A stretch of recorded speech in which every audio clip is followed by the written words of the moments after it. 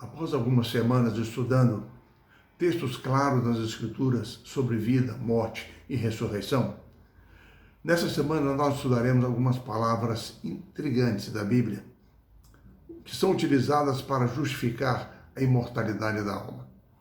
5 textos em especial nós analisaremos. O primeiro deles está em Lucas capítulo 16, versos 19 a 31. A parábola do homem rico e o mendigo Lázaro. Alguns pretendem que ela seja interpretada como uma história literal.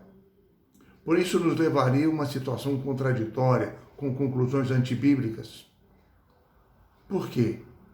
Nessa história, o céu e o inferno estariam tão próximos um do outro que os que estão no céu conversariam com os que estão no inferno e vice-versa. Quando a Bíblia é clara de que não existe comunicação entre vivos e mortos. Segundo lugar, enquanto o corpo jaz na sepultura, haveria uma alma espiritual com olhos, dedos, língua, sentindo até sede, algo totalmente contrário àquilo que já temos estudado nos vários textos bíblicos. Terceiro lugar, o céu não seria um lugar de felicidade, porque as pessoas que estariam ali, elas estariam olhando para o sofrimento dos seus entes queridos na terra e no inferno. Na Bíblia nos é dito que no céu não há lembrança de dor, sofrimento, tristeza. Quarto lugar, nessa história, alguém já salvo, Lázaro, poderia ser enviado de volta à terra para salvar os 5 irmãos do homem rico. Tudo isso contraria os ensinos de Jesus. E mesmo a história de que Abraão estivesse falando com alguém que supostamente estava no inferno, contraria a ideia bíblica de que o inferno será o fogo eterno de Deus no juízo final após o milênio para a destruição dos ímpios. Não há um lugar queimando hoje. Assim, a explicação para o texto é simples. O relato de Lucas sobre o rico e Lázaro está numa sequência de parábolas de Jesus, em que o seu objetivo era mostrar que o status, o reconhecimento social no presente, não são critérios para uma recompensa futura. Mas Jesus mostrava que o destino eterno de cada um é decidido nessa vida. Não pode ser revertido numa outra vida após a morte. Não podemos desperdiçar oportunidades de hoje. Essa é a principal lição da parábola do homem rico e do mendigo Lázaro. O segundo texto utilizado na tentativa de comprovar a imortalidade da alma, nós encontramos em Lucas capítulo 23, verso 43. Quando Jesus estava na cruz e havia um ladrão que se arrependeu dos seus pecados. E Jesus disse a ele: em verdade te digo que hoje estarás comigo no paraíso.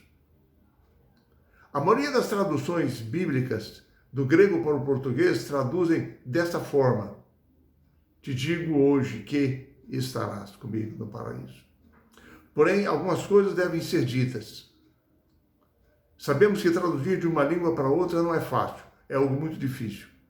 No grego, não existe a partícula que, e no grego também não existe vírgula. Assim, o normal seria: em verdade te digo, estarás comigo no paraíso. Em verdade te digo, hoje estarás comigo no paraíso.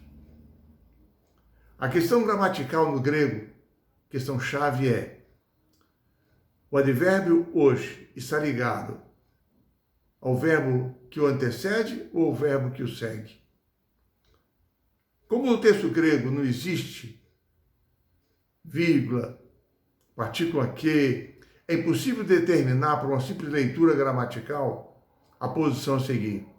Se criariam 2 posições. Em verdade te digo, hoje estarás comigo no paraíso, e em verdade te digo hoje, estarás comigo no paraíso. Qual das 2 leituras, entretanto, estaria em harmonia com os demais ensinos da Bíblia, com o seu contexto histórico, com os ensinos de Jesus? Essa é a chave para responder toda a questão. É impressionante que Lucas sempre ligou a expressão hoje, o advérbio hoje, com o verbo que o precede. Assim, a leitura mais natural em Lucas seria: em verdade te digo hoje, estarás comigo no paraíso. Mas o ponto-chave é que, se observamos o ensino de Jesus e a construção da frase, a suposição de que Jesus e o ladrão tivessem ido para o paraíso no mesmo dia contrariaria dois fatos claros por ocasião da ressurreição de Jesus. O primeiro deles é que Jesus afirmou a Maria Madalena, ao apresentar-se a ela após ressuscitar, o seguinte: ele disse: não me detenhas, porque ainda não subi para meu Pai. Ele não tinha ido para o céu ao morrer na sepultura, agora é que ele iria ao Pai. E mais, o segundo fato é que antes da sua morte e crucifixão, naquela mesma semana, Jesus prometeu aos discípulos que aquele que morresse crendo nele, quem crê em mim, eu o ressuscitarei no último dia. Assim, o que Jesus estava dizendo ao ladrão na cruz era que no dia em que ele estabelecesse o seu reino, na segunda vinda, o ladrão estaria com ele no seu reino. Ele não estava falando do ladrão receber o reino naquele dia, porque nem Jesus foi para o céu naquele dia. O terceiro texto utilizado na tentativa de comprovar a imortalidade da alma encontra-se em Filipenses capítulo 1, versos 23 e 24. Quando Paulo diz aos seus seguidores em Filipos de que o desejo dele era de partir e estar com Cristo, mas por vossa causa é mais necessário permanecer na carne. Seria válido o argumento de que Paulo estava desejoso de morrer para que a sua alma partisse e fosse viver com seu Senhor? Observemos que Paulo, quando escreveu a carta aos Filipenses, ele estava na sua primeira prisão em Roma por volta do ano 62 de nossa era. Ele estava movido por uma dupla paixão. Primeiro, viver em prol da causa de Cristo e pregar o Evangelho. Ele havia abandonado tudo nesse mundo para ganhar a Cristo. Porém, ele passava por sérias provações e sofrimentos. Então, no verso 21 e 22, ele diz assim: porquanto, para mim, o viver é Cristo e o morrer é lucro.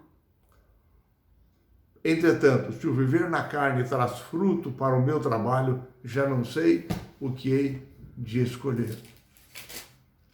Ou seja, Paulo não pensava em que morrendo ia para o céu. Mesmo porque, quando ele escreve nessa mesma carta aos Filipenses, no capítulo 3, no verso 11, ele diz que ele se esforçava para, de algum modo, alcançar a ressurreição dentre os mortos. E ele diz, no verso 20 e 21, de que a ressurreição ocorrerá na segunda vinda de Jesus. Na carta que ele escreveu a Timóteo, sua segunda carta, ele diz que receberia de Jesus a coroa da justiça no dia da sua vinda. Então Paulo não esperava morrer e naquele mesmo dia estar com Cristo. Não. Ele falava que ele deixaria a vida, ele morreria, mas ele sabia que no abrir e fechar de olhos, como ele diz aos Coríntios, logo os seus olhos se abririam e ele viria o retorno do Senhor e receberia a coroa da justiça, a sua recompensa.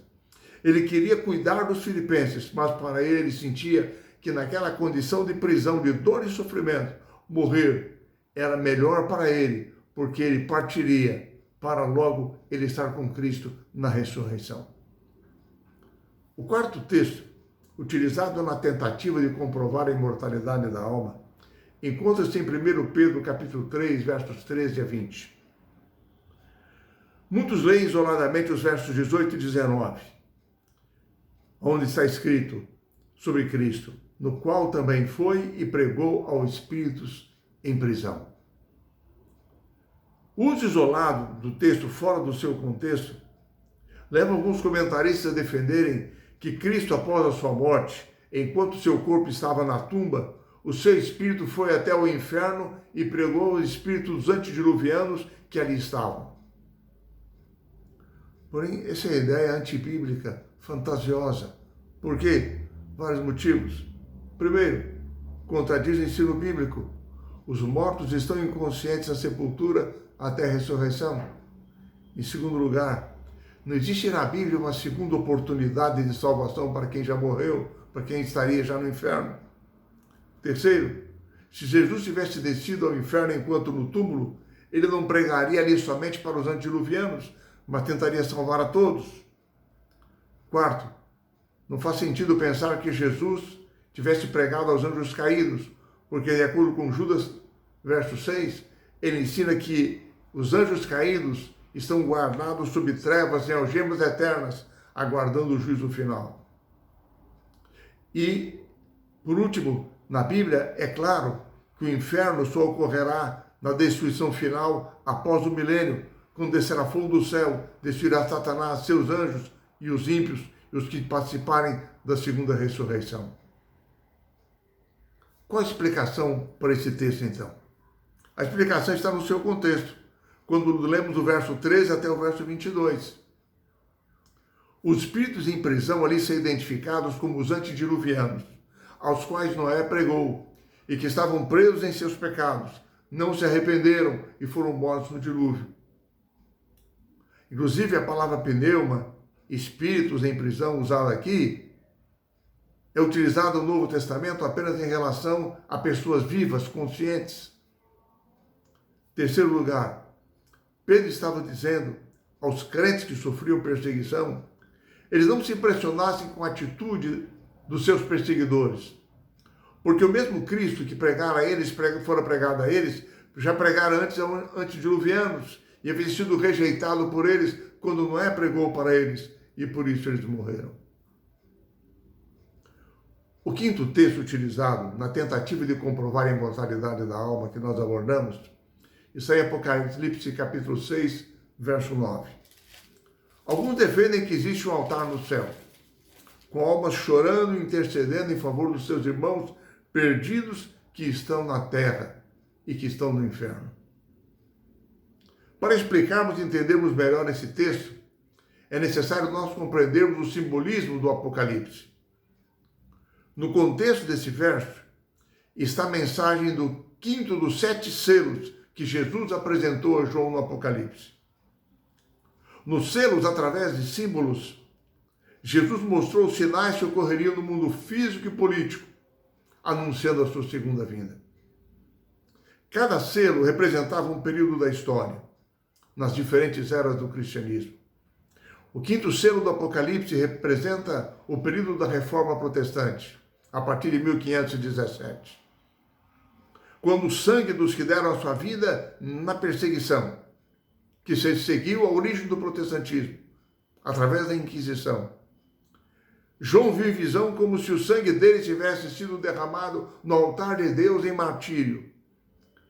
E o sangue deles clamaria ao Senhor, dizendo: até quando, ó soberano Senhor, santo e verdadeiro, não julgas nem vingas o nosso sangue dos que habitam sobre a terra?